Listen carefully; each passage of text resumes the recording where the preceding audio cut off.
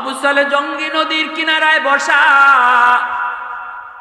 পেটে ক্ষুধা, পানির স্রোতের তালে তালে একটা ফল ভেসে আসলো। এই ফলটা দেখি আব্দুল কাদের জিলানী রহমতুল্লাহ আলাইহির আব্বা আবু সালেহ জঙ্গি ইনি ফলটা পাইয়ে এই ফলটা খেয়ে ফেললেন। ফলটা খেয়ে ফেলার পরেই তার অস্থিরতা শুরু হয়ে গেল। আমি তো এই ফল কার ফল খাইলাম, কোন বাগানের ফল খাইলাম? পানিতে ভেসে ভেসে আসলো নদীর স্রোতের তালে তালে। যতই আসুক আমি তো এই ফলের মালিক না। মালিক তো হলো ফলের গাছের মালিক, গাছের মালিক হলো মালিক। আমি তো মালিকের অনুমতি নেই নাই, আমি তো অনুমতি ছাড়া ফলটা খেয়ে ফেললাম। আমি তো নাজায়েজ কাম করে ফেললাম। এটা আমার জন্য বৈধ হয় নাই। অন্যের জিনিস অনুমতি ছাড়া ব্যবহার করা সম্পূর্ণ নাজায়েজ, ঠিক কিনা জোরে বলেন? আরেকজনের জিনিস তার অনুমতি ছাড়া ব্যবহার করা সম্পূর্ণ নাজায়েজ। মা বোনেরা খেয়াল রাখো, আরেক ঘর থেকে তুমি এক মহিলার কিছু আনবা, না জিগাইয়া আনা সম্পূর্ণ নাজায়েজ। কথাটা বুঝে আসছে? আমরা তো এমনও দেখি, আব্বাই মাঝে মাঝে কই কত জিনিস যে কতবার আইনা রাখলাম, এরপরে যে কেডায় নে কই নে এটার কোনো হদিসই পাওয়া যায় না। আচ্ছা কথা নেও, তুমি কুড়াল নেও, দা নেও, ইতা নেও, হিতা নেও, একটু কইয়া নিলে অসুবিধা আছে। কইয়া নিলে তো একজনের জানা থাকে আমার দাটা অমুকে নিছে, হে যদি দেওয়ান তার মনেও না থাকে, আমার তো মনে থাকে লইয়াই মুগিয়া। কিন্তু দেখা যায় না এরকম না। আমাদের মাঝে এই জিনিসটার এই রূপটা খুব বেশি খারাপ। মা বোনেরাও অনেক সময় খেয়াল রাখবেন, আপনি আরেক ঘর থেকে বা নিজের ননদের কাছ থেকে বা নিজের জেঠাশের কাছ থেকে তুমি একটা জিনিস আনতে গেছো, তারে জিগাইয়া আনো, তারে কইয়া আনো যে তোমার এই জিনিসটা আমি নিতেছি, একটু পরে দিয়া দি। মনে না জিগাইয়া আনা এটা না যায়, ব্যবহার করা এটা না যায়, এটারও হিসাব দিতে হবে আল্লাহর দরবারে। আর আমরা তো আলহামদুলিল্লাহ আম গাছের তলে দিয়ে যদি যাই আমের দিন, তাহলে আম গাছের তলে আম যে কয়টা পাইলাম মনে করলাম সবটার মালিক আমি, গিয়া দুধ দিয়া কলা দিয়ে আম খাইয়া শরীরে রক্ত বানাইয়া শেষ চাইতে উঠিয়া জুম্মর জুম্মর ইল্লাল্লাহর জিকিরও যদি করি লাভ হইতো না, ঠিক কিনা? হ্যাঁ, আম গাছের তলে যে আম পড়ছে এই আমের মালিক আমি না, গাছের মালিক এখন আমের মালিক, ঠিক কিনা? এই আমটারে লইয়া মালিকের কাছে যাই তুইব, আপনি গিয়া কই তুইব যে ভাই আপনার কাছে একটা আম পড়ছে, আম পাইলিছি, নেই না আপনি আমটা নেই। গাছের মালিক মানুষের বাচ্চা হয়, আমটা রাখবো নি? হ্যাঁ কইব বেটা কত তাই আমার গাছের আম ইটাইয়া খাইয়া লয়ে গেল, কোনোদিন জিগাইবার একটু মনেও চাইল না। আর তুমি ফাউরা আম লইয়া আইসো আমারে ফেরত দিতা, বাবা তুমি গে খাও।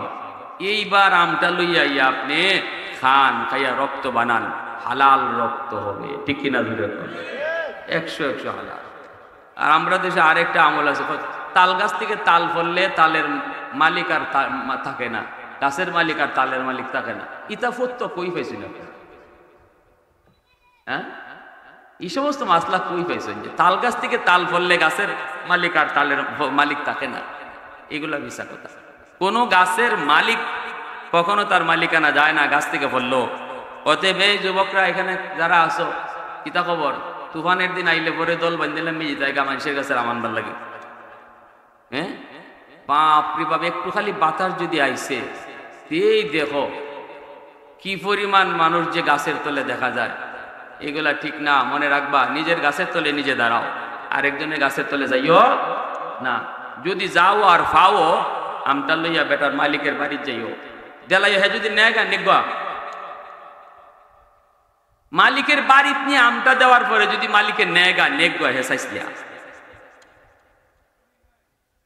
আর কিতা কইতা তার গাছের আম আপনি লইয়া গেছেন তার বাড়ি নিয়ে, বাসা আমটা পড়ছে রে ভাই, আমটা তোমার গাছের নেওয়া, এ যদি রাখা লাইতে রাখা লাও, কিন্তু আমার মনে কয় রাখতো না, ঠিক না? আমার মনে কয় রাখতো না, তখন কইবা বেটা ইতা কস কিতা বেটা, এ ই আম আমি রাখতাম, কত আমি ইটাইয়া খাইলো, আর তুই আমার বাড়ি তুই এসে যা বাবা বাবা বাবা, আরো পিঠ উঠ আতাইয়া মাথাও আতাইয়া দোয়া করে দিয়া দিব। তুমি দোয়াও পাইলা আবার সোয়াব হইল, গুনাহ হইল না। তেনি কিছু আমির দিনে ফুলাপানের অভিযান কমে, ঠিক না? এখন বড় পীর আব্দুল কাদির জিলানী রহমতুল্লাহ আলাইহির আব্বা আবু সালেহ জঙ্গি ইনি এই ফলটা খাই দিয়েছেন। খাইয়ে তো আল্লাহ, আমি কার গাছের ফল খাইলাম? আমি তো জিগাইলাম না, অনুমতিও দিলাম। নদীর পারে পারে আবার হাঁটতে শুরু করলেন মালিকের কাছ থেকে মাপ নেওয়ার জন্য অথবা ওই ফলের বদলা দেওয়ার জন্য। কেমন অস্থিরতা শুরু হয়ে গেল। কোন মানুষ যদি কখনো গুনাহ করে আর গুনাহ করার পর যদি তার অন্তরে অস্থিরতা শুরু হয়, আল্লাহর নবী বলেন এটাই হলো ঈমানের আলামত। মাদানা ফাতাদাল্লা ফাকানা কাবা কাউসাইনি আও আদনা। সাল্লাল্লাহু আলাইহি ওয়া আলা আলিহি ওয়া আসহাবিহি ওয়া বারাকা ওয়া সাল্লাম وبارك وسلم تسليما كثيرا كثيرا. أما بعد فأعوذ بالله من الشيطان الرجيم. بسم الله الرحمن الرحيم. من عمل صالحا من ذكر أو أنثى وهو مؤمن فلنحيينه حياة طيبة ولنجزينهم أجرهم بأحسن ما كانوا يعملون. صدق الله مولانا العظيم وصدق رسوله النبي الكريم.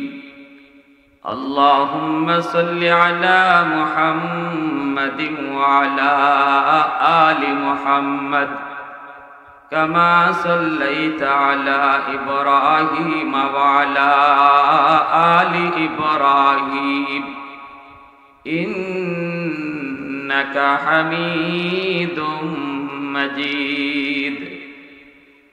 اللهم بارك على محمد وعلى آل محمد كما باركت على إبراهيم وعلى آل إبراهيم إنك حميد مجيد.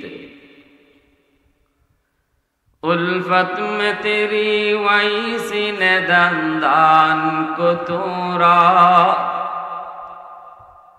बू बकर उमर नक्श कदम तेरा न छोरा. उल्फत में तेरी वैसी ने दंदान को तोरा, बू बकर उमर नक्श कदम तेरा न छोरा. अयोशाक नबी वाके असरार मदीना, सुल्तान का सुल्तान है सुल्तान मदीना. सरकार का सरकार है सरकार मदीना. गुलजार का गुलजार है गुलजार मदीना.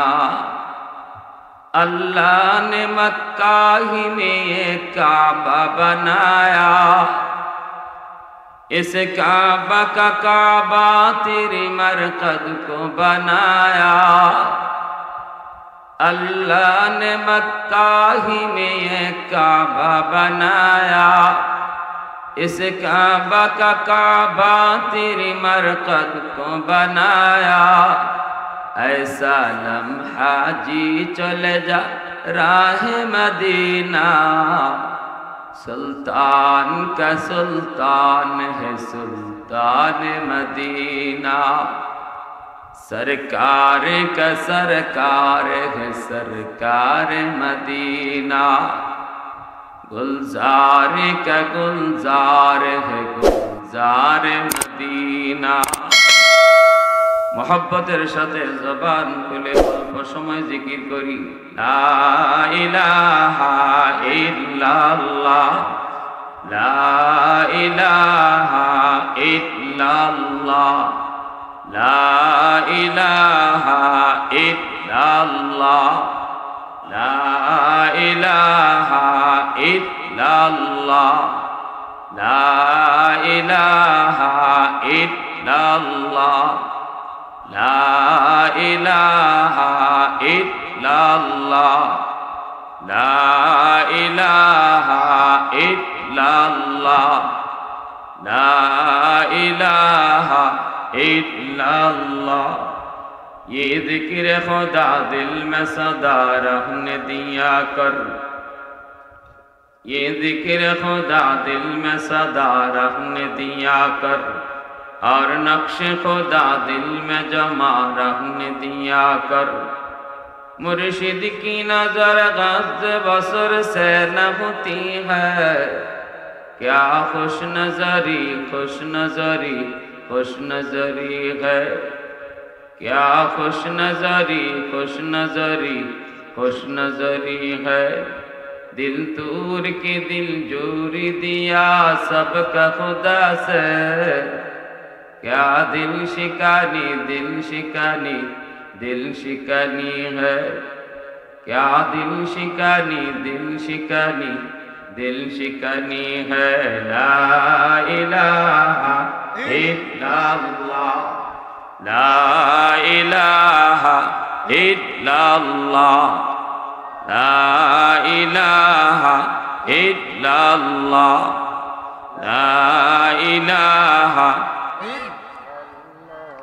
ला इलाहा इल्लल्लाह मुहम्मदुर रसूलुल्लाह। जुरे बोली सल्लल्लाहु अलैहि वसल्लम। আমার প্রিয় জন্মভূমি বানিয়াচং গ্রামের বানেশ্বর বিশ্বাসের পাড়া মহিলাদের উদ্যোগে আয়োজিত আজকের ইসলামী মহাসম্মেলনের সম্মানিত সদরে ইজলাস সভাপতি আমার অত্যন্ত শ্রদ্ধাভাজন ব্যক্তিত্ব মুহাক্কিক আলেমে দ্বীন উলামায়ে কেরামের সরে তাজ শায়েখ মুখলিসুর রহমান সাহেব খতিব গনিগঞ্জ বাজার জামে মসজিদ সহ সভাপতি বন্ধুবর মৌলানা শাহ সালে আহমদ সাহেব জাদায়ে শেখ গনুই, উপস্থিত মঞ্চে আসীন জাতির বিবেক উলামায়ে কেরাম মুরব্বিয়ানে এজাম কলিজার টুকরা যুবক পর্দার আড়ালে পর্দানিশীন মা ও বোনেরা, আল্লাহ পাকের দরবারে হাজারো কোটি শুকর যে মালিক আমাকে আপনাকে এই মুহূর্তে দুনিয়ার সমস্ত ব্যস্ততা থেকে মুক্ত করে শুধুমাত্র কেবলমাত্র আল্লাহ এবং আল্লাহর রসুলের মহব্বত আর ভালোবাসা অন্তরে নিয়ে কোরআন হাদিসের মাহফিলে আসার বসার কিছু দিনই কথা শোনার তৌফিক আল্লাহ দান করেছেন। এজন্য শুকরিয়াতান বলি আলহামদুলিল্লাহ। মুআজ্জাজ হাজিরিন, কোরআন হাদিসের আলোচনা যেখানে হয় এই জায়গাটা আল্লাহর কাছে বহু দামি জায়গা। যে জায়গায় আল্লাহ এবং রসুলের আলোচনা হয় আকাশের ফেরেশতারা ওই জায়গাটাকে আমরা যেভাবে আকাশে তারকা চমকাইতে দেখি, এভাবে ফেরেশতারা কোরআন হাদিসের মাহফিলের জায়গাগুলিকে তারার মতো চমকাইতে দেখেন। সুবহানাল্লাহ, ঝলমল ঝলমল করে। এই জায়গাগুলি অনেক দামি, আল্লাহ সবাইকে আসার বসার তৌফিক দেয় না। দুনিয়ার এই জান্নাতি বাগানে আল্লাহ যাদেরকে আখেরাতে জান্নাতি হিসাবে কবুল করেছেন তাদেরকে আল্লাহ পাক দুনিয়ার জান্নাতের বাগানে বসার তৌফিক দান করেন। এজন্য শুকরিয়াতান আমরা বলতে পারি যে আল্লাহ আমাদেরকে পছন্দ করেছেন, ভালোবেসেছেন, মায়া করেছেন বিধায় আল্লাহ পাক আমাকে দুনিয়ার সব যায় ঝামেলা থেকে মুক্ত করে এই জান্নাতি সামিয়ানার নিচে আসার বসার তৌফিক দিছেন। শুকরিয়াতান আবারও বলি আলহামদুলিল্লাহ। দাকাইকুল আখবার নামক কিতাবে ইমাম গজ্জালি রহমতুল্লাহি আলাইহি একখান হাদিস এনেছেন। কিয়ামতের ময়দানে আল্লাহ পাক একজন বান্দাকে মাফ করতে চাইবেন, কিন্তু একটা উসিলা চাইবেন। উসিলা, বান্দা আমি তোরে মাফ করে দিব, দেখি কোনো একটা উসিলা পাই কিনা। তো আল্লাহ নিজেই তখন উসিলা স্বরূপ বলবেন, আচ্ছা বলো তো, দুনিয়াতে তুমি আমার কোনো নায়েবে নবী হক্কানি কোনো আলেমের মজলিসে কোনোদিন বইয়া ওয়াজ শুনছিলাইনি? একটু কও, মনে পড়েনি? দেখো, যদি এতটুকু উসিলাও পাই আমি আল্লাহ তোমারে মাফ করে দেব। তখন লোকটাই কইব, না গো আল্লাহ, মনে পড়ে না। হে জীবনেও আজ মাহফিলে বলছে না, আলিমুল আমার মজলিসে উনি কোনোদিন বসে নাই। কইব, না গো আল্লাহ, আমার মনে পড়ে। তখন আল্লাহ পাক আবার বলবেন, ঠিক আছে, দেখি এরকম উসিলাও নি পাই। তুমি একটু খেয়াল করে দেখো, জীবনে কোনোদিন আলেমুল আমার সাথে এক মজলিসে খানা খাইছো নি? ই উসিলাও যদি পাই আমি আল্লাহ মাফ করে দিই। তখনও কয়, না গো আল্লাহ, তাও মনে পড়ে না। আল্লাহ পাক তখন বলবেন, তো ঠিক আছে, দেখো এমন কোন এক ঘরে তুমি থাকছো নি যেই ঘরে আগে কোনো আলেম ছিল? কয়, না, তাও মনে পড়ে না। তখন আল্লাহ বলবেন, আচ্ছা খেয়াল করে দেখো, তোমার কোনো সন্তানের নাম কোনো আলেমের নামে নাম রাখছো নি? ই উসিলা পাইলেও আমি মাফ করে দেব। সুবহান। দেহ সন্তানের নাম, হ্যাঁ, হবিগঞ্জের সাহেব রাহিমাহুল্লাহ আজকে দুনিয়ায় নাই, ওনার নামে নাম রাখছো নি? শাইখে গনুই রাহিমাহুল্লাহ আজকে দুনিয়ায় নাই, ওনার নামে নাম রাখছো নি? এভাবে কোনো আল্লাহ ওয়ালার নামে, কোনো হক্কানি আলেমের নামে সন্তানের নাম রাখছো নি? যদি এরকম একটা উসিলাও পাই, তাহলে বোঝা গেল সন্তানের নাম রাখাটাও একটা বিষয়, এটা খামখেয়ালির বিষয় না। ঠিক কিনা ভাই? এটাও বাপ মার জন্য উসিলা হইব, মা বাবার জন্য এটাও উসিলা হইব। আল্লাহ, তোমার একজন ওলির নামে আমার সন্তানের নামটা রাখছিলাম, এটাও মা বাবার নাজাতের জন্য আল্লাহর দরবারে উসিলা হয়ে যাবে। এজন্য নাম রাখাটাও নিজে নিজে না, মতে মতে না, এগুলাও উলামায়ে কেরামের সাথে পরামর্শ নিয়ে রাখা, কারণ এটাও আমার ইবাদতের অংশ, নাজাতের অংশ। তখন কইব, না, এটাও না করব, কব না, নাম রাখার ক্ষেত্রে আমি এটা ফলো করছি না। আল্লাহ পাক রব্বুল আলামিন তখন বলবেন, ও ফেরেশতারা, ওরে জিজ্ঞেস করো,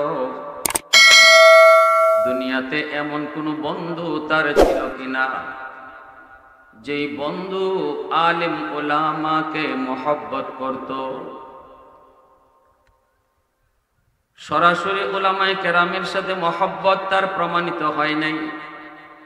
এবার আল্লাহ তারে জিজ্ঞেস করবেন, এমন কোন বন্ধু তোমার দুনিয়াতে ছিল কিনা যেই বন্ধু আলেম উলামাদেরকে ভালোবাসতো, মাদ্রাসাকে ভালোবাসতো, মাদ্রাসার ছাত্র ওস্তাদদেরকে ভালোবাসতো, মসজিদের ইমাম মুয়াজ্জিনকে ভালোবাসতো?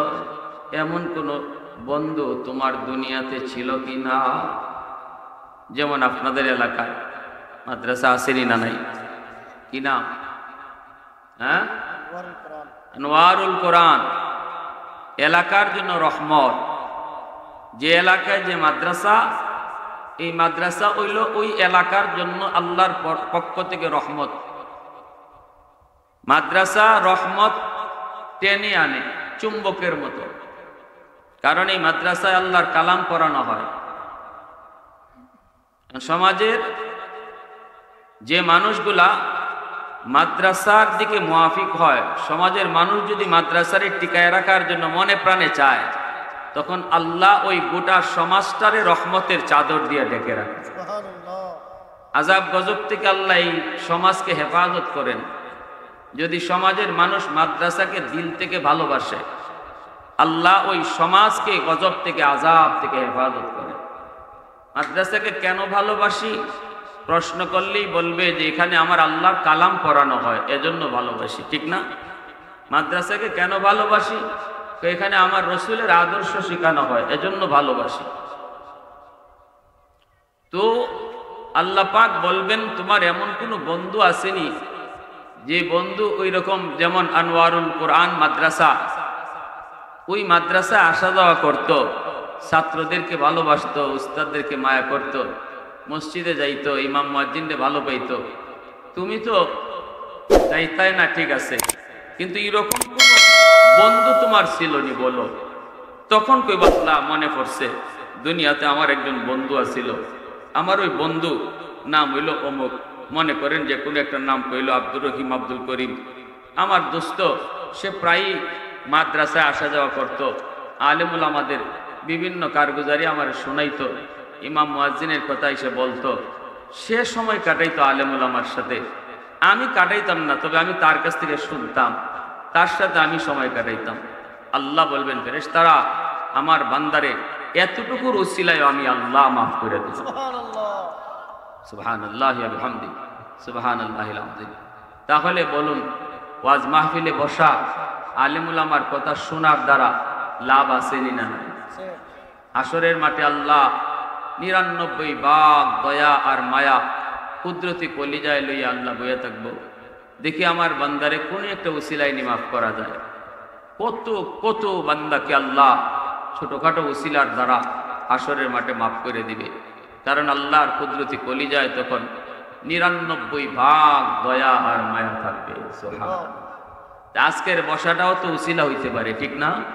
কি কোন উসিলা হইতে পারে কি পারে না? আমি যদি দিল থেকে আমল করার নিয়তে, কিছু কথা শোনার নিয়তে আসি আর বসি, আমি জানি এখানে গেলে পরে কেউ আমারে ৫০০ টাকাও দিবে না, কেউ আমারে শেষে মিষ্টিও খাওয়াবে না, কেউ শেষ পর্যায়ে মোনাজাত শেষে আমারে সিন্নিও দিবে না। আমি সিন্নি খাওয়ার নিয়ত আসি নাই, মিষ্টি খাওয়ার নিয়ত আসি নাই, টেকা পাইমু এই নিয়ত আসি নাই, আইসি কেন? আল্লাহকে খুশি করার জন্য। এই যদি হয় আমার খালেস নিয়ত, হতে পারে এইটাও আমার নাজাতের ওসিলা। আল্লাহ পাক রব্বুল আলামিন ইখলাসপূর্ণ আমলকে আল্লাহ বেশি পছন্দ করে, যে আমলটার ভিতরে আল্লাহকেই শুধু সাজি খুশি করা উদ্দেশ্য থাকে। বনি ইসরায়েলের একজন মহিলা, আল্লাহ রাসূল তার হাদিস শরীফে বলছেন, পাপিষ্টা মহিলা, হ্যাঁ, অন্যায় করত, বিচার করত, হ্যাঁ, চরিত্র ভালো ছিল না। কিন্তু এই অবস্থায় সে যখন দেখলো যে একটা কুয়ার পারে একটা কুকুর পানির তৃষ্ণায় ছটফট করে, জিহ্বাটা বের হয়ে গেছে কুত্তার, কিন্তু পানি তো পান করতে পারে না, কুয়ার পানি তো কুয়ার নিচে থাকে, ঠিক না? কুয়ার চতুর্দিকে ঘুরতেছে কুকুরটা, কিন্তু তৃষ্ণায় তার জিহ্বা বের হয়ে গেছে। এই অবস্থায় মহিলা, সে তো আসলে নামাজ রোজা ইমান আমলের দারদারি না, ইমান আছে কিন্তু আমলের দারদারি না, সে তো তার চরিত্র ভালো না, কিন্তু একটু মায়া লেগে গেছে কোন হিসাবে যে আল্লাহর একটা সৃষ্টি জীব, আল্লাহর একটা সৃষ্টি, একটা কুকুর, তার প্রতি তার একটু দরদ লেগে গেছে। সে নিজের ওড়নাটারে বালতিতে বান্ধিয়া, এই বালতি কুয়ার নিচে ফালাইয়া তারপরে উঠাইছে পানি, উঠাইয়া কুকুরটারে পানি পান করাইছে। আল্লাহ পাক রব্বুল আলামিন জানাই দিছে যে এই আমলটা সে শুধুমাত্র আমারে খুশি করার লাগে করছিল।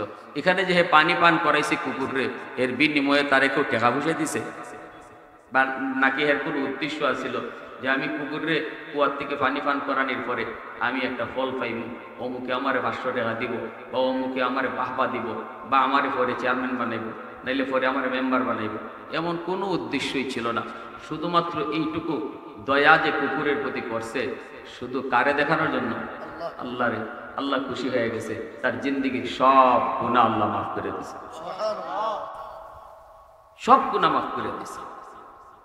তাহলে আমরা তো এইরকম পাপিষ্টও না, ওই রকম পাপাচারও না।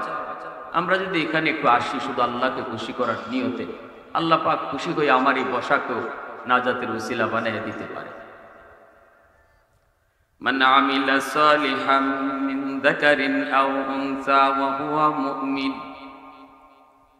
ফালানুহইয়ান্নাহু হায়াতান তাইয়্যিবা ওয়া লানাজজিয়ান্নাহুম আজরাহুম বিআহসানি মা কানু ইয়ামালুন। ওষুধটা আনছো? আনো, দ্রুত আনো, একটু পানি দাও তো। এত দেরি হইল কেন? তাড়াতাড়ি আনো। তোমরা তাড়াতাড়ি কই আনার জন্য তোমরা এটার মধ্যে দেরি করতেছ।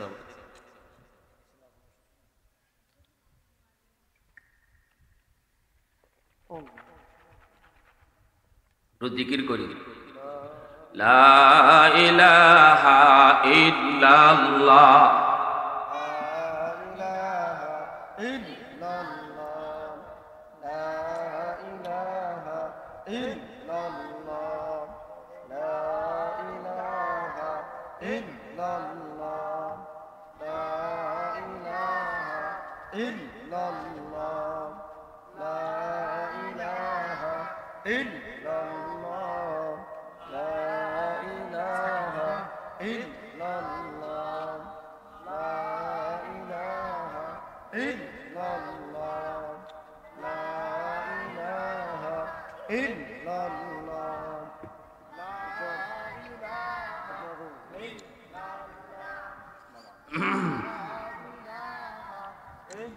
লা ইলাহা ইল্লাল্লাহু মুহাম্মাদুর রাসূলুল্লাহ। জোরে সোরে বলি সাল্লাল্লাহু আলাইহি ওয়াসাল্লাম। আল্লাহ পাক বলেন, মান আমিলা সালিহাম মিন যাকারিন আও উনসা ওয়া হুয়া মুমিন।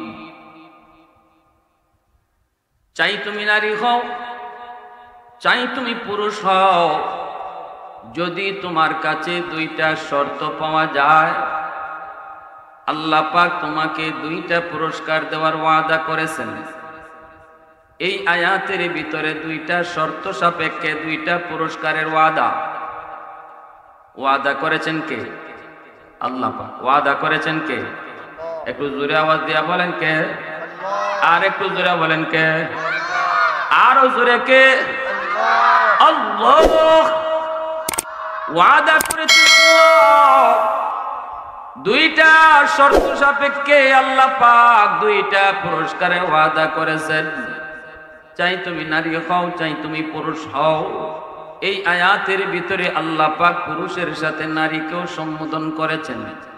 ওতে বোঝা গেল পুরস্কারের ক্ষেত্রে নারী পুরুষ সমান, পুরস্কারের ক্ষেত্রে নারী পুরুষ সমান, আমলের ক্ষেত্রে মহিলার আমল কম, পুরুষের আমল বেশি। কিন্তু আল্লাহর দেওয়া পুরস্কারের ক্ষেত্রে নারী পুরুষ সমান। সুবহানাল্লাহ জোরে বলেন। একজন পুরুষ যেমন ওই দুই শর্ত সাপেক্ষে দুইটা পুরস্কার পাবে, একজন নারীও দুইটা শর্ত সাপেক্ষে দুইটা পুরস্কার পাবে।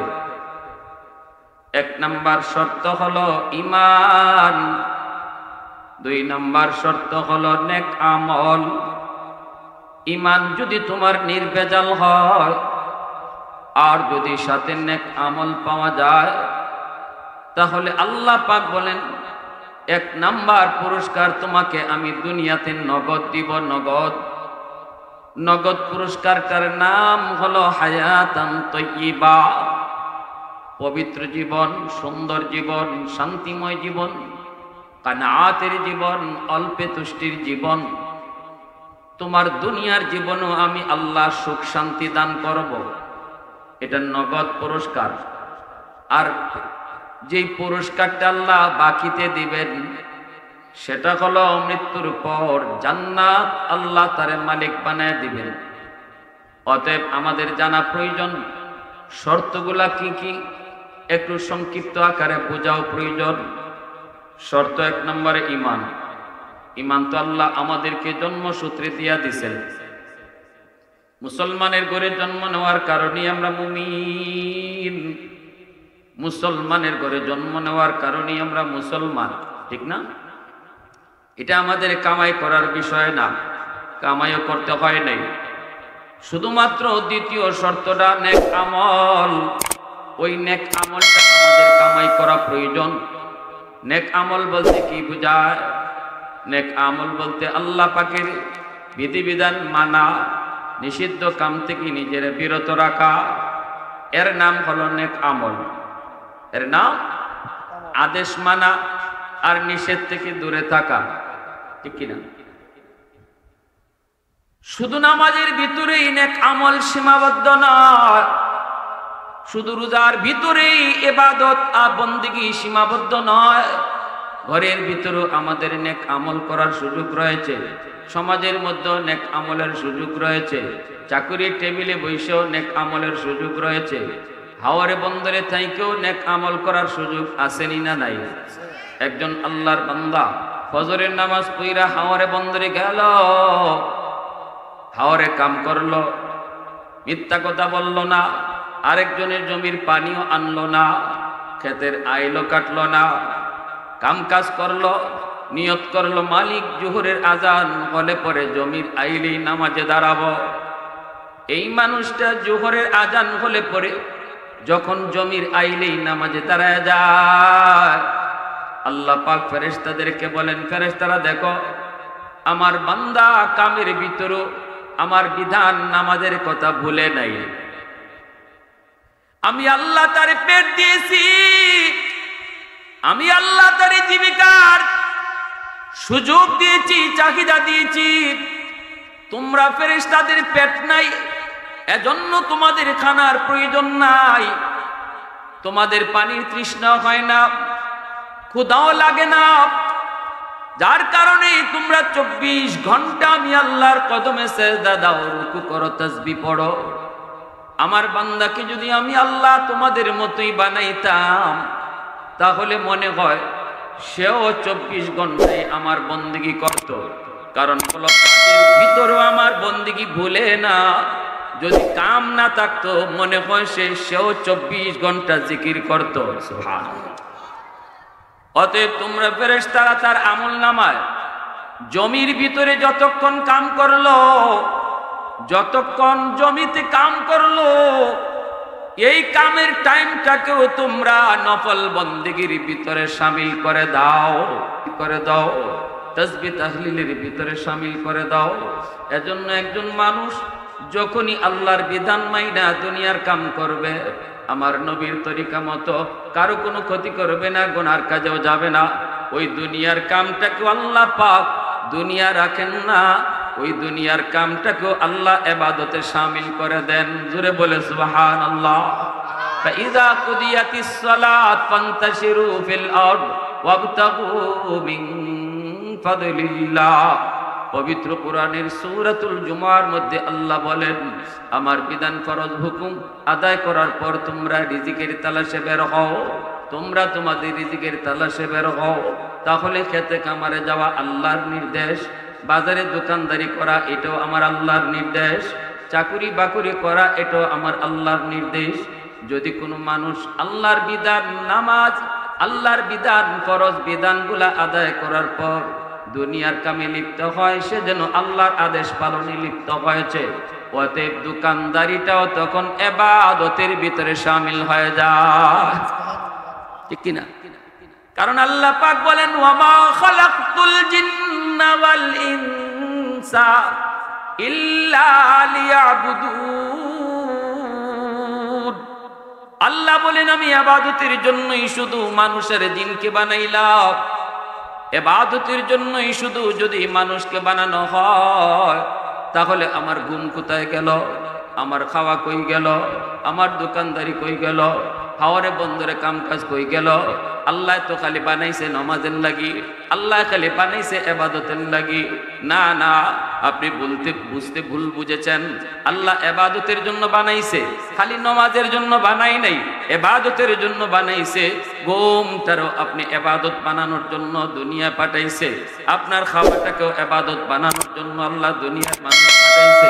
হাওরে বন্দরে কাম কাজ করাটাকেও ইবাদত বানানোর জন্য আল্লাহ মানুষ বানাইছে, আমার দোকানদারিটাকেও ইবাদত বানানোর জন্য আল্লাহ মানুষ বানাইছে। যদি আমি দোকানদারিটাও আল্লাহর বিধান মতো করি, মিথ্যা কথা না বলি, মাপে কম না দেই, আজান হলে মসজিদে যাই, কাস্টমারকে না ঠকাই, তাহলে দোকানদারির পুরা টাইমটাকেও আল্লাহ ইবাদতের ভিতরে শামিল করে দিবে।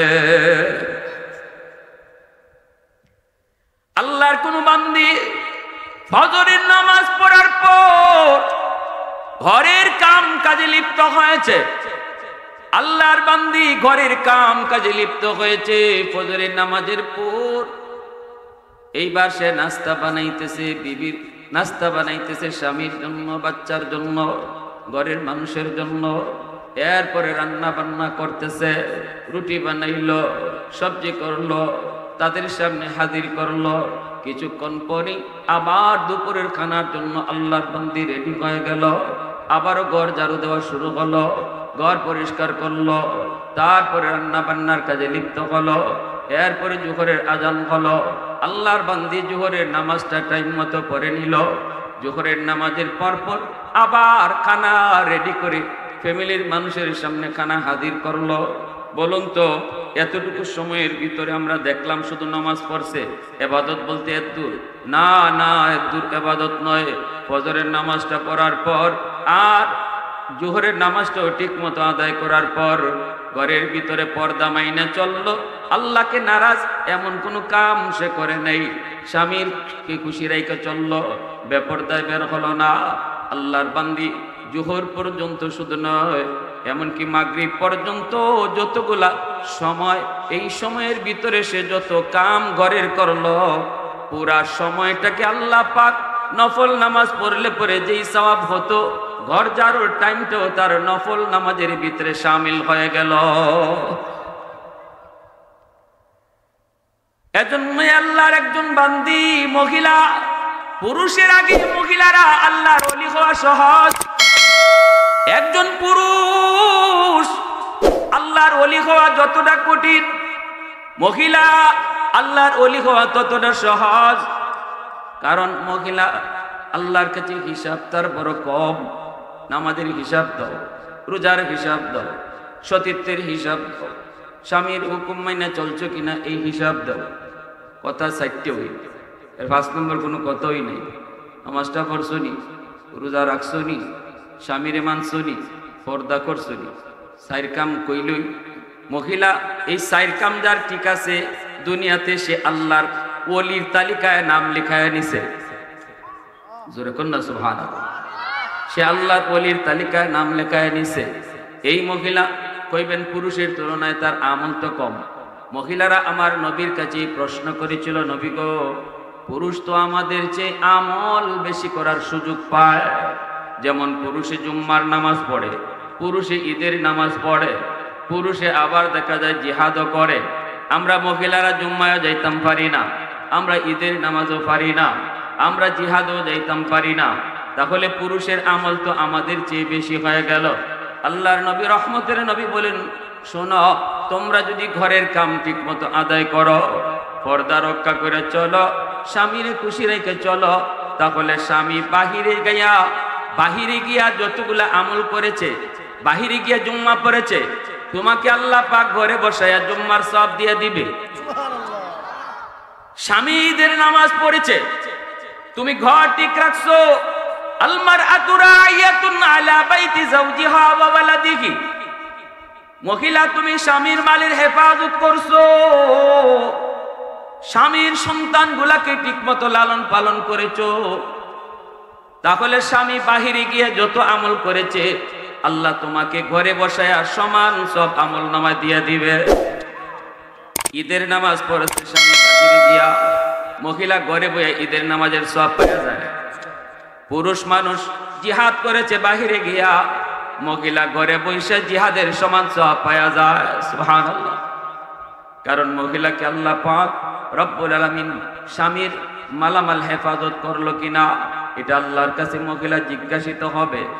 সন্তানগুলাকে ঠিক মতো মানুষ করলো কিনা, সন্তানকে ঠিক মতো দিন শিখাইলো কিনা, এই ব্যাপারে মহিলা আলাদাভাবে জিজ্ঞাসিত হবে।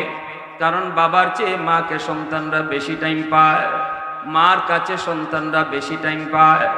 বাবাকে কম সময় দেখে, গর্ভে ছিল তাও মায়ের পেটে, মার সাথেই ছিল, দুধ পান করেছে তাও মায়ের দুধ পান করেছে, মায়ের সাথেই ছিল। কিছু ছোট্ট বয়স, হাঁটা মাত্র শিখেছে বাচ্চা, তখনও মায়ের সাথে, বাবা তো কাজকর্মের জন্য ঘরের বাহিরে ছিল। এজন্য শিশু বাচ্চাগুলি বাবার চেয়ে মাকে বেশি টাইম পায়, মার আমলটা বেশি ভাগ সন্তানে লক্ষ্য করে। এজন্য মায়ের আমলের আসর সন্তানের উপরে বেশি পড়ে। মা যদি দিনদার হয়, সন্তান আশা করা যায় দিনদার হবে। মা যদি নামাজি হয়, আশা করা যায় সন্তান নামাজি হবে। এজন্যই তো অভিজ্ঞতার আলোকে বলেছেন, সন্তান পেটে নিয়ে যদি মা বেশি বেশি মিষ্টি খায়, সন্তান বড় হওয়ার পরে মিষ্টি প্রিয় হয়। সন্তান পেটে নিয়ে যদি মা বেশি বেশি টক খায়, সন্তান বড় হওয়ার পরে টক প্রিয় হয়। সন্তান পেটে নিয়ে মা যদি বেশি বেশি ঘুমায়, সন্তান বড় হওয়ার পরে অলস হয়। সন্তান পেটে নিয়ে মা যদি টুকটাক কাম কাজ করে, সন্তান বড় হয় কর্মঠ হয়। সন্তান পেটে নিয়ে মা যদি গান শুনে, সন্তান বড় হয়ে গায়ক হয়। সন্তান পেটে নিয়ে মা যদি কোরআন তেলাওয়াত বেশি বেশি করে, সন্তান অল্প দিনে হাফেজে কোরআন হয়।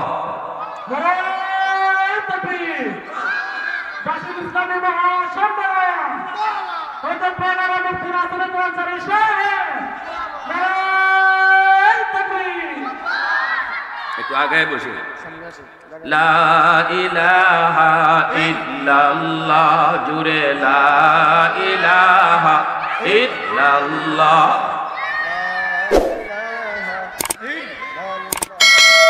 লা ইলাহা ইল্লাল্লাহ।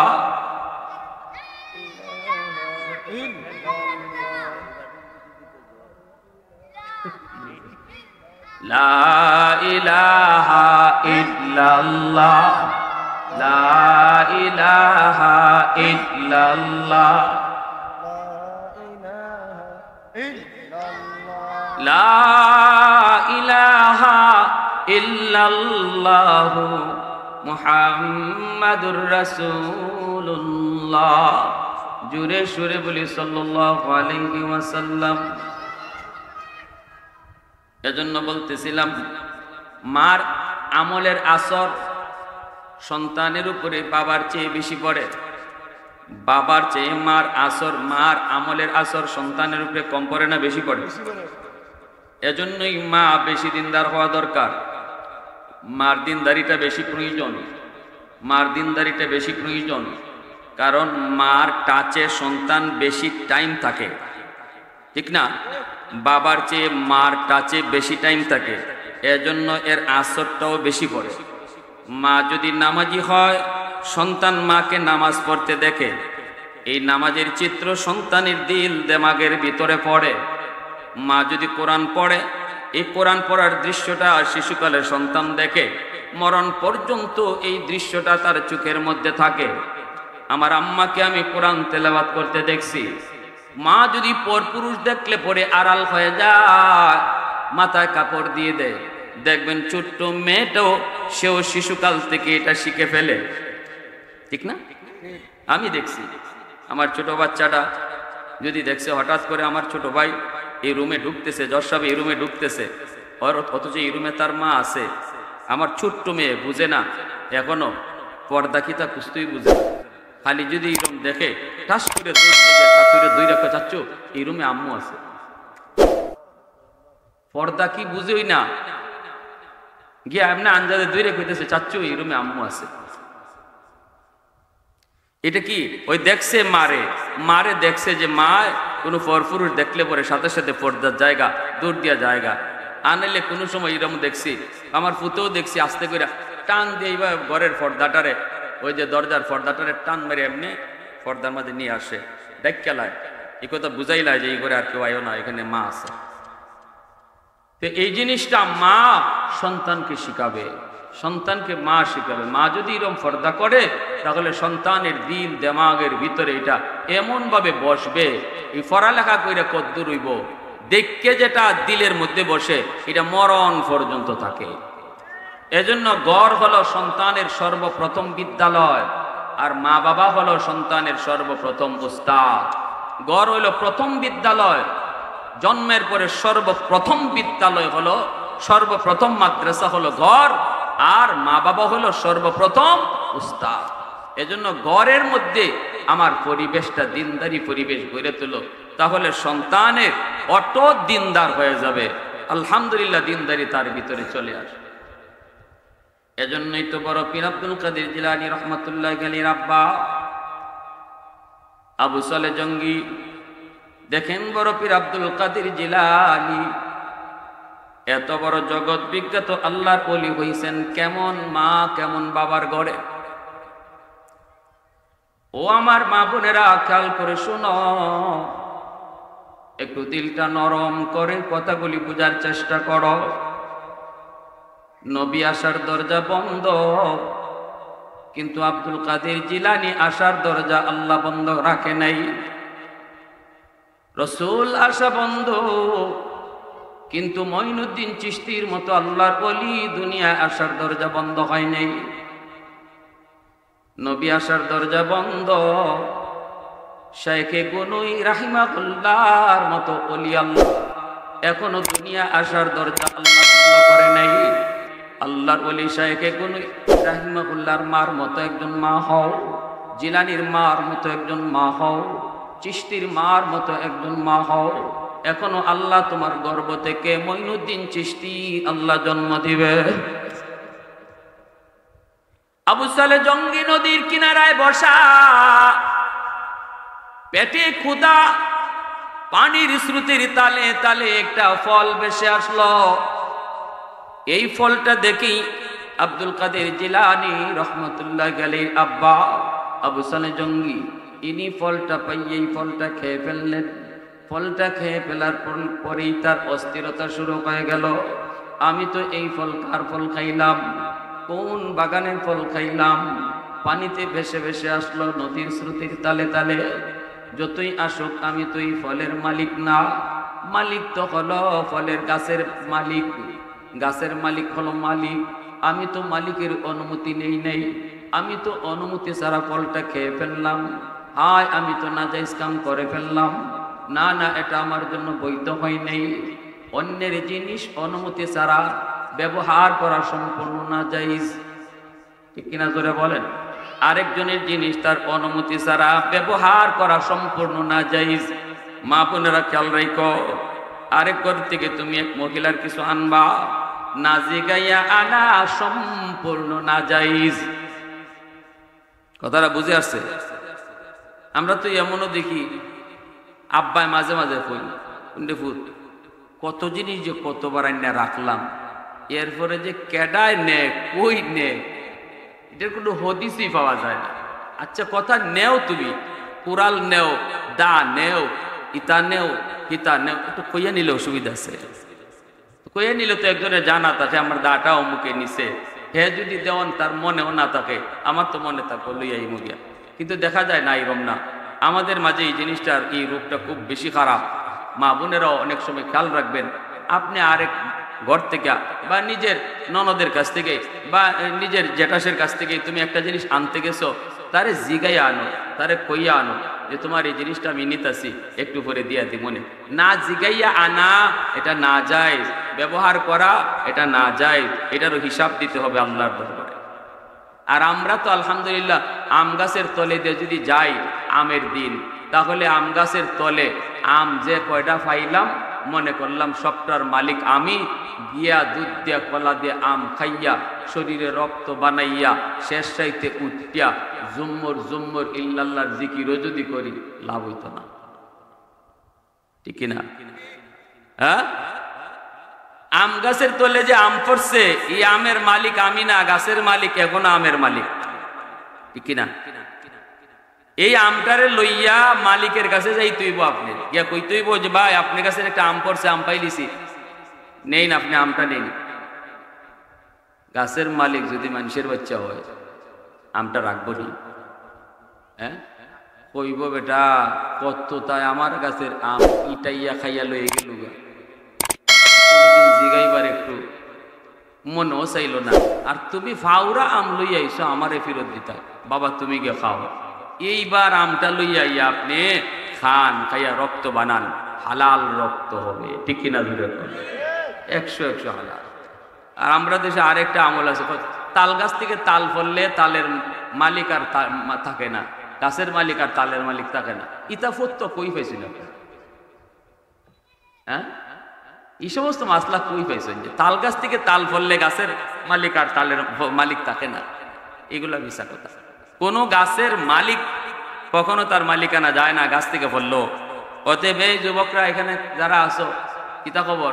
তুফানের দিন আইলে পরে দল বান্ধিলাম মেয়ে জায়গা মানুষের গাছের আমার ভাল লাগে। হ্যাঁ, বাপরে বাপ, একটু খালি বাতাস যদি আইছে এই দেখো কি পরিমাণ মানুষ যে গাছের তলে দেখা যায়। এগুলা ঠিক না, মনে রাখবা। নিজের গাছের তলে নিজে দাঁড়াও, আরেকজনের গাছের তলে যাইও না। যদি যাও আর ফাও, আমটা লইয়া বেটার মালিকের বাড়ি যাইও, দেলাই হ্যাঁ যদি নেগা নেগা মালিকের বাড়িতে নিয়ে আমটা দেওয়ার পরে যদি মালিকের নেগা নেগা হে সাইসলিয়া আর কিতা কইতা, তার গাছের আম আপনি লইয়া গেছেন তার বাড়ি নিয়ে, আমটা পড়ছে রে ভাই, আমটা তোমার গাছের নেওয়া। এ যদি রাখা লাইতে রাখা লাও, কিন্তু আমার মনে কয় রাখতো না, ঠিক না? আমার মনে কয় রাখতো না, তখন কইব বেটা ইতা কস কিতা বেটা, এ ই আম আমি রাখতাম, কত আমি ইটাইয়া খাইলো, আর তুই আমার বাড়ি তুই যা বাবা বাবা বাবা, আরো ফিট উঠ আতাইয়া মাথাও তাতাইয়া দোয়া করে দিয়া দিব। তুমি দোয়াও পাইলা, আবার সোয়াব হইল, গুনাহ হইল না। তেনি কিছু আমির দিনে ফুলাপানের অভিযান কমে, ঠিক না? এখন বড় পীর আব্দুল কাদের জিলানী রহমতুল্লাহ আব্বা আবু সালেহ জঙ্গি তিনি এই ফলটা খাই নিছেন, খাইয়া তো পড়ছেন টেনশন, আল্লাহ আমি কার গাছের ফল খাইলাম? আমি তো জিগাইলাম না, অনুমতিও দিলাম। নদীর পারে পারে আবার হাঁটতে শুরু করলেন মালিকের কাছ থেকে মাপ নেওয়ার জন্য, অথবা ওই ফলের বদলা দেওয়ার জন্য। কেমন অস্থিরতা শুরু হয়ে গেল। কোন মানুষ যদি কখনো গুনাহ করে, আর গুনাহ করার পর যদি তার অন্তরে অস্থিরতা শুরু হয়, আল্লাহর নবী বলেন এটাই হলো ঈমানের আলামত। মাল ঈমান ইয়া রাসূলুল্লাহ? ইযা সাররাতকা হাসানাতুকা ওয়া ইযা সাআতকা সাইয়্যাতুকা ফাআনতা মুমিন। সাহাবী জিজ্ঞেস করেন, নবী গো ঈমান কাকে বলে একটু বলেন। নবীজি বলেন, ভালো কোনো আমল, নেক আমল করলে যদি তোমার অন্তরে শান্তি লাগে, আর কোনো গুনাহ করলে পরে যদি অন্তরে অশান্তি লাগে, তাহলে বুঝবা তোমার অন্তরে ঈমান আছে। অন্তরে কি আছে? ঈমান আছে। আর যদি ভালো কাম করলেও তোমার কিছু আয়া যায় না, গুনার কাম করলেও তুমি কুস্তা টের পাও না, যেমন আছো এমনই, বরং গুনাহ কইরেও তুমি আরো হাসো। আল্লাহ নবী কয় স্কেল, ইমানের স্কেল কয় তোমার অন্তরে ঈমান নাই, ঈমান নাই, ঈমান নাই। গুনাহ করার পরেও যদি অন্তরে অশান্তি না আসে, বোঝা গেল ঈমানের নূর নাই, অন্তরে ঈমানের নূর নাই।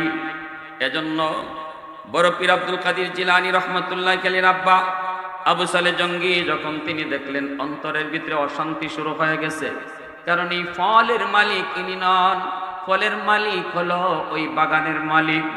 সোজা তিনি চলতে শুরু করলেন, আইসে তিনি নদীর কিনারে একটা ফল বাগান পেয়ে গেলেন। পাইয়ে তিনি বুঝে গেলেন এই বাগান থেকেই ফলটা পানিতে পড়ছে, আর নদীর স্রোতে ফলটা বাসায় বাসায় নিছে। তিনি চলে গেলেন মালিকের কাছে, যে বলতেছেন, চাচা আমি আপনার গাছের একটা ফল না জিগায়া খেয়ে ফেলছি, দয়া করে আপনি আমারে মাফ করে দেন। আর যদি মাফ না করেন তাহলে ফলের বদলা কি চান বলেন, আমি আপনার একটা ফলের দাম দিব, বাগানের মালিক কই, বাবা তোমার বাড়ি কই? কই বাড়ি অমুক জায়গায়। কই এত দূর আমার ফল গেল কেমনে? কই স্রোতের পানিতে ভাসতে ভাসতে গেল, আমি নদীর কিনারেই বসা ছিলাম, ছিল প্রচন্ড তৃষ্ণা, প্রচন্ড ক্ষুধা, পাইয়েই তো খেয়ে ফেলেছি, কিন্তু পরে অস্থির, হায় আমি কি করলাম, কি করলাম, অনুমতি ছাড়া আমি অন্য জনের ফল খেয়ে ফেললাম। চাচা আমাকে আপনি মাফ করেন, মাফ করেন, আমি তো একটা নাজায়েজ কাম করে ফেলেছি, আমি এতটুকু গুনার কারণে আল্লাহ পাকের জাহান্নামের আযাব আমি সইতে পারবো না। জাহান্নামের আযাব থেকে বাঁচার জন্য এখানে যা করতে হয় আমি তা করতে রাজি। আপনি বলেন মাপ দিবেন নাকি বদলা নিবেন? বাগানের মালিক কই বাবা একটু বসো, আমি ঘরের ভিতর থেকে আই। ঘরের ভিতরে গিয়ে বিবিকে ডাক দেয়া কয় বিবি, বিবি কয় এতদিন পর্যন্ত আমরা উপযুক্ত একটা ছেলে খুঁজতেছিলাম আমার মেয়ের জন্য। আমার মেয়েটা বড় দিনদার, বড় আল্লাহওয়ালি, এমন একটা দিনদার আল্লাহওয়ালা ছেলে খুঁজতেছিলাম। মনে হয় আল্লাহ উপযুক্ত ছেলে আমাদের ঘরে পাঠায় দিছে। তাহলে বিয়ে শাদীর ক্ষেত্রে মাল দেখবো, সম্পদ দেখবো, ধন দৌলত দেখবো, গোষ্ঠী দেখবো, সুন্দর দেখবো না দিনদারি দেখবো? ফাজফার বিজাতিদ দ্বীন, নবী কয় দিনদারিকে প্রাধান্য দাও।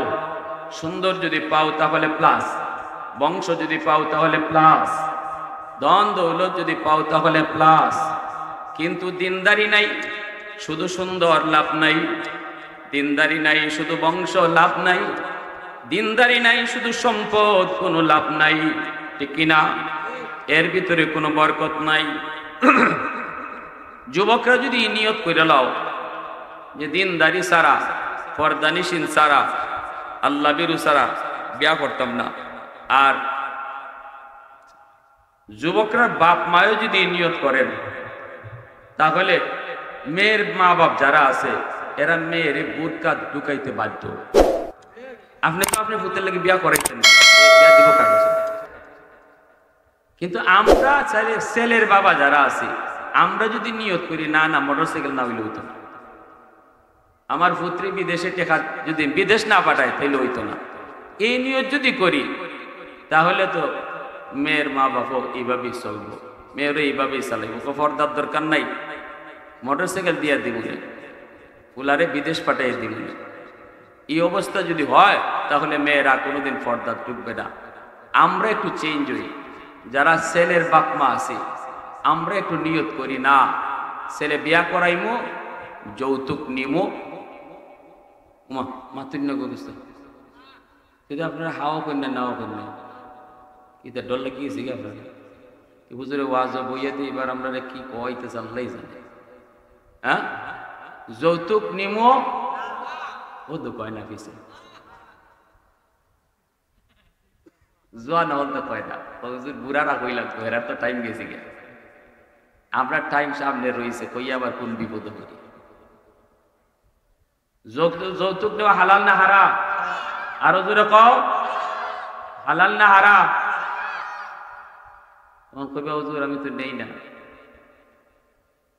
কিন্তু নিচিটি কই গুড়াইয়া নিছি আমি না কইয়া ওই আরেকজন তৃতীয় একজন যে হয়েছে ওবা এই যুগে মোটরসাইকেল সারা কি বিয়া হয়নি।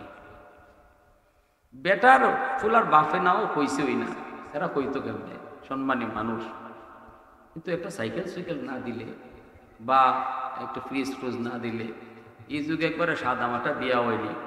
আমি কিন্তু ভাত খাইছি ঠিক করি, তবে আত গুড়াইয়া, ঠিক না? এটা আল্লাহ বুঝেনি মাতুন্না দিল।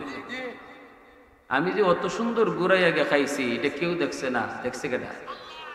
হ্যাঁ, সবরে ধোকা দেওয়া যায়, ফাঁকি দেওয়া যায়, কাকে ফাঁকি দেওয়া যায় না?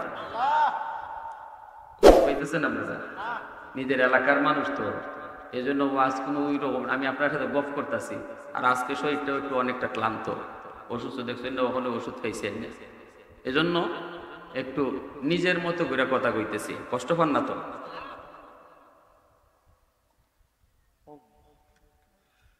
আলহামদুলিল্লাহ। মা বোনেরাও খেয়াল রাখেন, আপনার পুত্রে যদি আপনি যৌতুক লইয়া বিয়া করান রেডি তখন আপনার মেয়েটারও এইভাবেই বিয়া দেওয়ান লাগবে। কথাটা জায়গা মতো হয়েছে না? আপনার পুত্রে যদি আপনি যৌতুক লইয়া বিয়া করান নিজের জিলারও ইবাই দেওয়ান লাগবে, রেডি তখন। আর নিজের পুত্রে যদি আপনি খুব সাদা দিলে বিয়াটা করাই আনেন আল্লাহর রহমতে আপনার মেয়েটারও তুললে লই যাব, টেরও পাইতা না, কষ্ট টের পাইতা না, ঠিক না? সব কিছু নিজের উপরে আনবা, নিজের উপরে আনবা।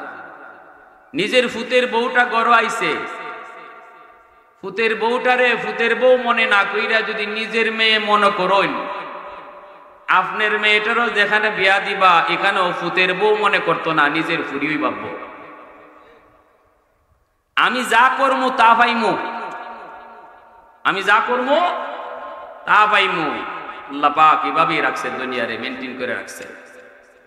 পরে কাইন্দা লাভ নাই, যতই খানমো লাভ নাই, নিজের উপরিয়া পড়ব, নিজের উপরেই পড়ব। এজন্য নিজের চলাটা, নিজের সিদ্ধান্তটা সঠিক নেন, কারণ দুদিন আগ পর এই বিষয়টা আমার উপরে আবার আসবে, আবার আসবে।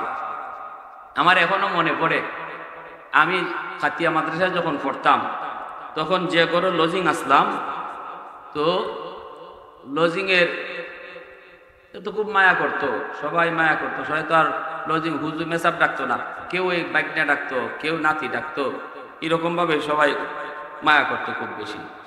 তো আমার যে নানি আসলা, নানি কইতা, নাতি তোমারে আমার ফুতে খালি ফোন দিয়া দিয়া কয় পুস্তাকে সিলেট, আরেক বাসার লজিং থেকে পড়তেছে সিলেটে মাদ্রাসায়, ফোন দিয়ে খালি কাম্মা মেসাবজিরে খুব বালা বালা খাওয়াইও। আম্মা তুমি যদি মেসাবজিরে বালা খাওয়াও তো এখানে আমি যে গরো লজিং আছি আমারও বালা খাওয়াইবে। ওইসিনি কথাটা, হ্যাঁ বুঝছই। আমার এই কথাটা মনে রয়েছে আজ থেকে আরো 25-30 বছর আগের কথাটা, কারণ আমি দেখছি কথাটা হিসাব করে 100-100 মিলে, 100-100 মিলে। অতএব আজ আমি আমার ফুতের বউর সাথে যে আচরণ করব, আগামীকাল আমার মেয়ের সাথে তার শ্বশুর বাড়িতে এই আচরণই হবে, এই আচরণটাই হবে। এজন্য যারা বউ আছো তোমরাও মনে রাখো, এটা আমার শাশুড়ির না, এটা আমার আম্মা, এটা আমার মা, শাশুড়ি মনে করো না। তুমি যদি আজকে নিজের শাশুড়িরে মা মনে করো, আগামীকাল তুমিও যেদিন শাশুড়ি হবা ওই দিন তোমার ফুতের বউ তোমাকে শাশুড়ি ভাববে না, নিজের মাই মনে করবে। একটা কথার সাথে আমি কতগুলা কথা মিলাইতেছি দেখেন। আগামীকাল আমাকেও আমার ফুতের বউ শাশুড়ি কইয়া ডাক দিত না, আম্মা কইয়া ডাকবো, মন থেকেই মা মনে করবে। যদি আমি আমার শাশুড়িরে নিজের থেকে মা, মন থেকে মা ভাবি।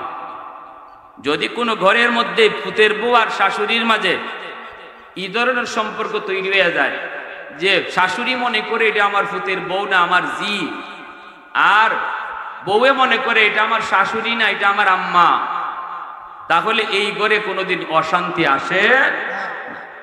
বউ যদি দুষ করে তাহলে শাশুড়ি এটা গোপন রাখবো, প্রকাশ করতো না, কারণ নিজের মেয়ে। তো মেয়ে যদি দুষ করে তাহলে মায় কি এটা প্রচার করে?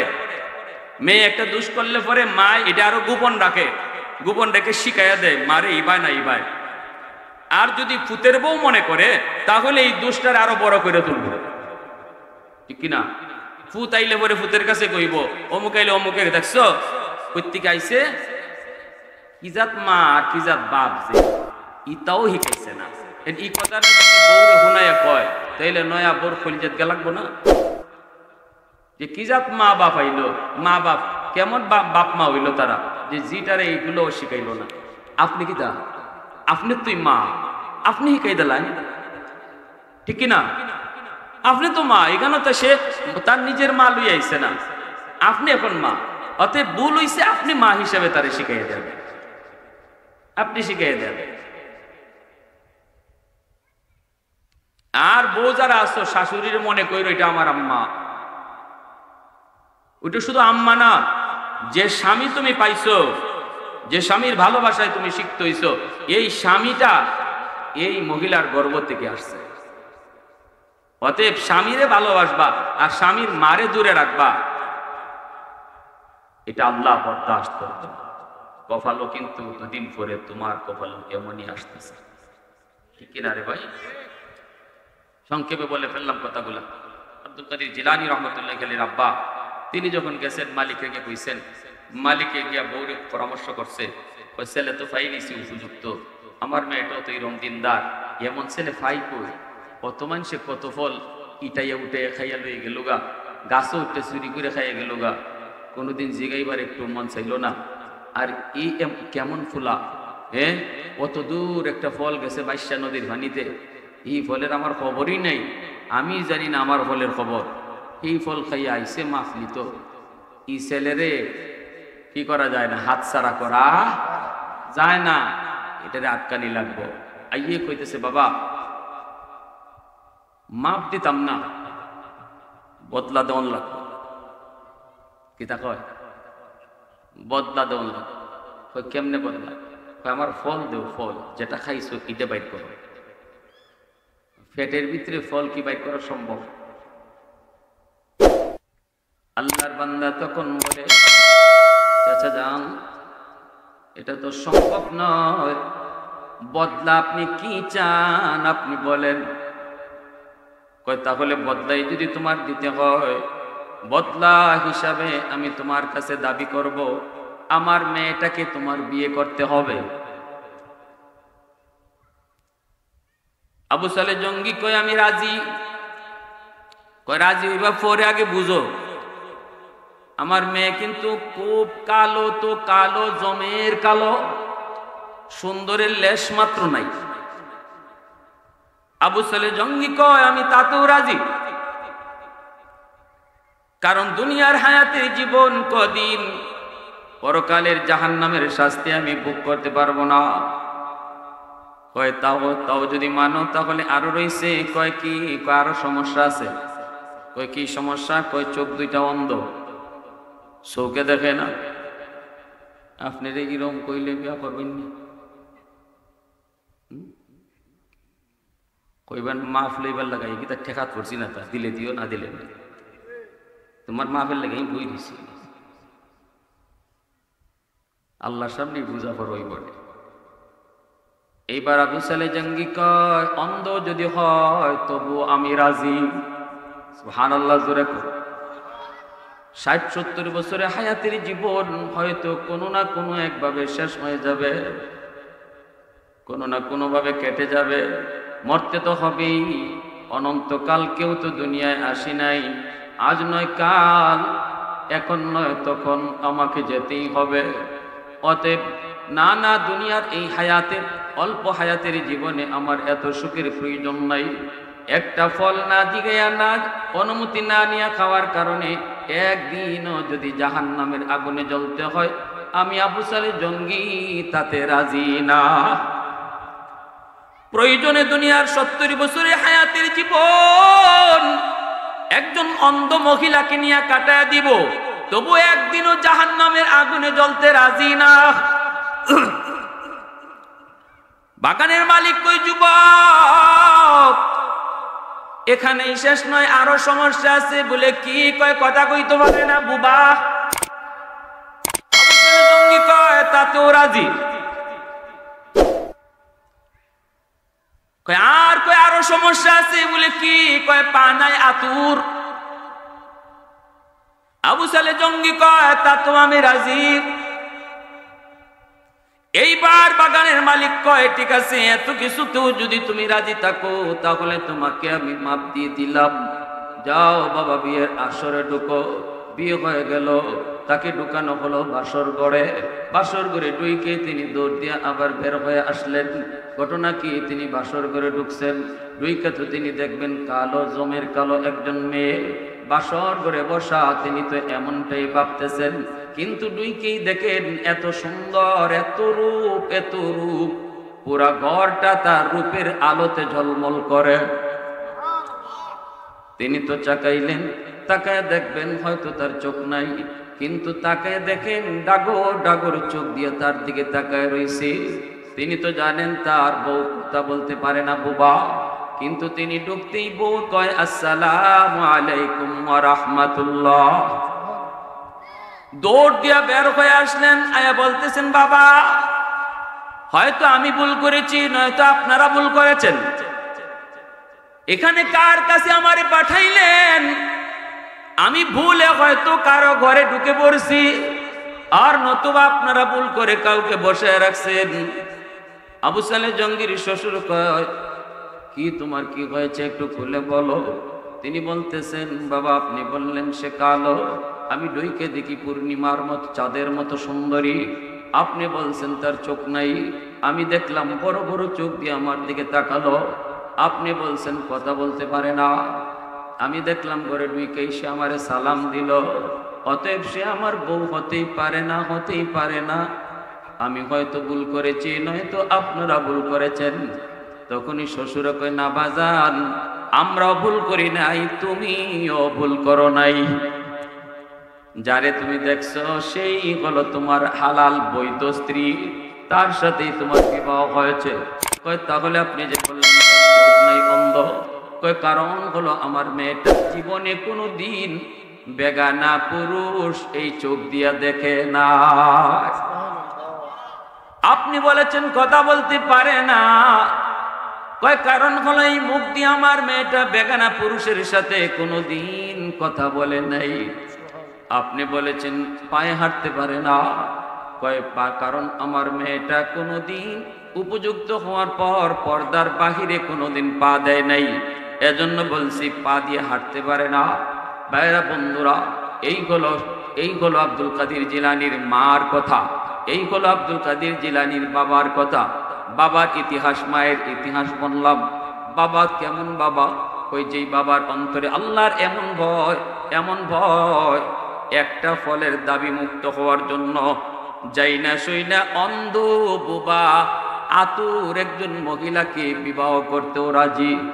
আর এমন একজন মহিলা তিনি, যেই মহিলা পর্দা মাইনা এমন ভাবে চলছেন, বাবায় কয় অন্ধ বোবা লুলা। এমন মা বাবার গর্ভ থেকে আল্লাহ পাক জগৎ বিখ্যাত ওলিদের সরদার আব্দুল কাদের জিলানীর জন্ম দিয়েছে।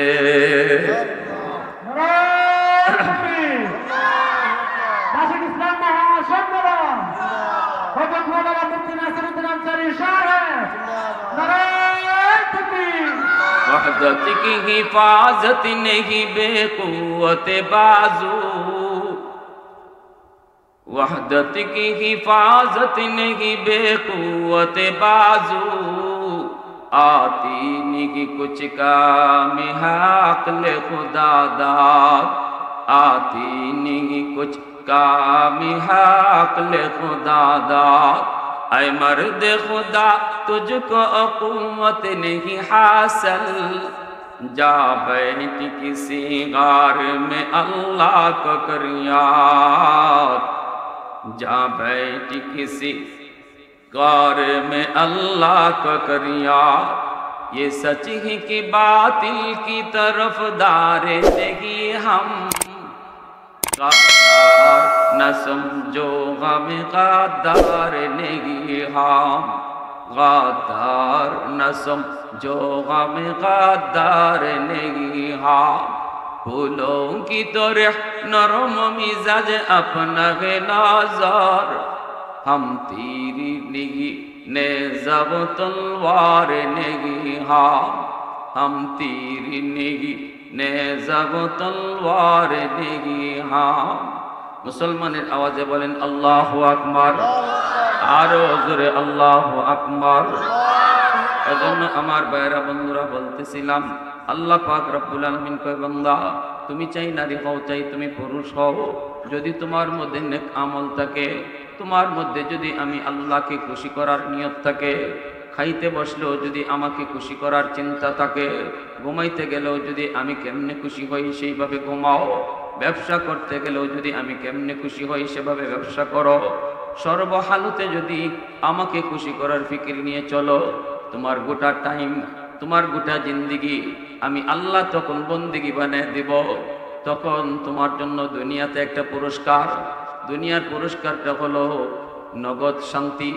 নগদ শান্তি তোমাকে দান করব, স্ত্রী তোমাকে মহব্বত করবে, স্বামী তোমাকে ভালোবাসবে, সন্তানের সাথে তোমার সম্পর্ক ভালো থাকবে, ভাই ভাইয়ে তোমার সম্পর্ক ভালো থাকবে, না না ঘরের অশান্তি থাকবে না। এটা আমি আল্লাহর ওয়াদা, এটা আমি আল্লাহর ওয়াদা। ঘরের শান্তি আমি তোমাকে দান করব। 2 নম্বর, পরকালে জান্নাত দিয়া তোমাকে জান্নাতের মেহমান বানাবো। দুনিয়ার নগদ শান্তি আমরা চাই কি চাই না? আরো যেরকম চাই কি চাই না? সবাই শান্তি চায়, সবাই শান্তি চায়। এমন একজন মানুষও পাওয়া যাবে না যেই মানুষটাই কইব আমার শান্তি লাগে না। হিন্দুরাও দুনিয়ায় শান্তি চায়, খ্রিস্টানও দুনিয়ায় শান্তি চায়, ইহুদিরাও দুনিয়ায় শান্তি চায়। নামাজ পড়ে না যে এও দুনিয়ার শান্তি চায়, ঠিক না?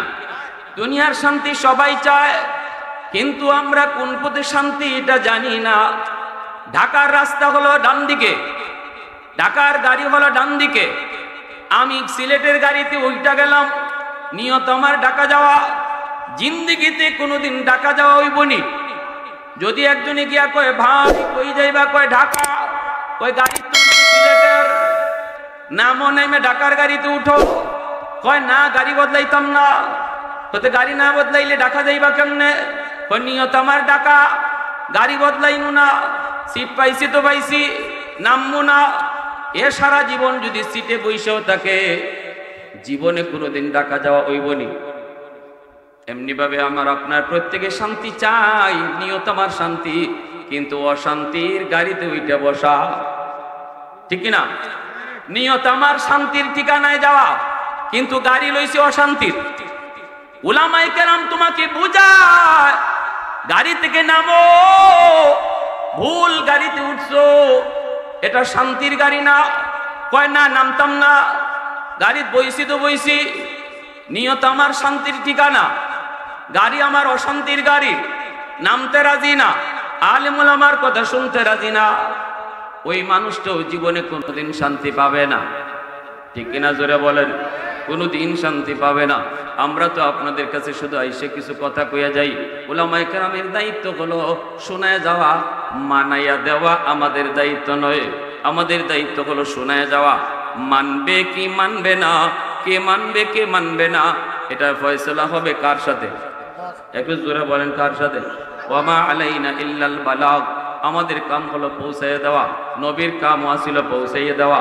আল্লাহ কইছে বন্ধু দারোগা বানাইয়া তোমারে পাঠাইছি না, লাস্তা আলাইহিম বিমুসাইতির, ফিটাইয়া ফিটাইয়া নামাজ পড়াইবা, এই জন্য তোমার দুনিয়া পাঠাইছি না। নামাজ পড়লে কি লাভ, না পড়লে কি ক্ষতি, এই কথা শোনায় যাও, তোমার দায়িত্ব শেষ। এইবার কেউ যদি নামাজ না পড়ে আমারে বুঝ দিতে পারে, অসুবিধা নাই, আমি বুঝবো আর সে বুঝবো, ঠিক না? পিয়নের কাম হইল ঘরে আইয়া নোটিশ লাগাই দেওয়া। এবার জজ সাহেবের সাথে আপনি দেখা করবেন কি করবেন না, এটা আপনার ব্যাপার। আপনি জজের কাছে না গিয়ে যদি পারেন, আমার অসুবিধা কি? তা পিয়নের কাম হইল নোটিশ লাগাই দেওয়া। আগামীকাল 10টার সময় জজ সাহেব আপনাকে তলব করেছেন, ঘরে নোটিশ লাগাই দিয়ে চলে গেছে। আমরা এরকম নোটিশ দিবার লাগে আইছি, এবার চললে জান্নাত, এবার চললে জাহান্নাম। এবার আপনি না মান্য যদি আল্লাহরে বুঝ দেলাইতে পারেন, আমার অসুবিধা আছে কি কোন? আমার কোনো অসুবিধা আছে? এজন্য আমার ভাইরা, আসুন আমরা প্রত্যেকেই দিন বুঝি, দিন মান্য চলার চেষ্টা করি।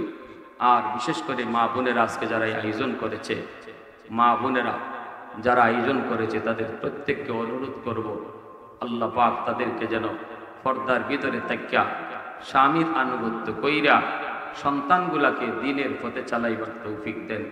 বিশেষ করে আপনাদের